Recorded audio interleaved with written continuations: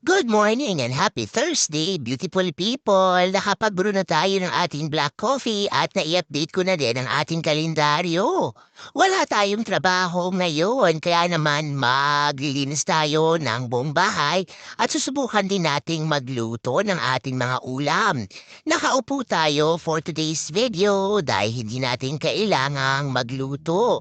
Mga leftovers lang ang inalmusal ng aking mga bagets at pagkatapos nga nating maubos ang ating almusal, ay humatid ko na si Bunso sa kanyang school.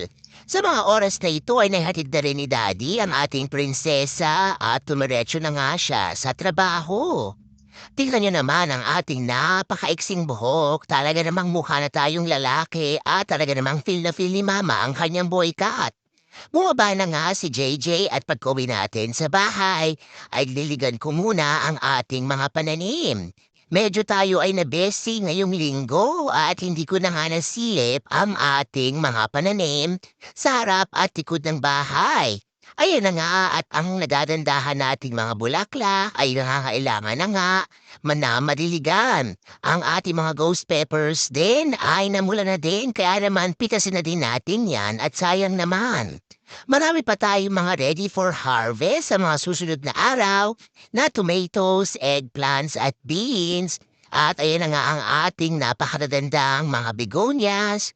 Pagkatapos nating silipin ang ating mga pananim, sa harap ng bahay ay sinilip ko naman ang ating mga eggplants sa tagiliran. Nakapitas na rin tayo ng napakaraming green beans at lulutuin nga natin ito sa mga susunod na araw. Parang nag-crave tayong kumain ng pansit bihon at ano pa nga ang masarap isahog dyan?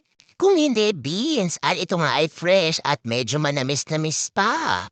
Kumuha na nga tayo ng nilagyanan dahil tiyak ako na marami pa rin tayong ready for harvest sa likod ng bahay.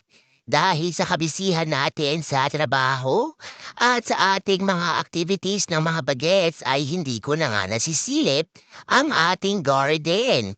Kaya naman ngayon ay meron tayong pagkakataon at nag-harvest na nga tayo.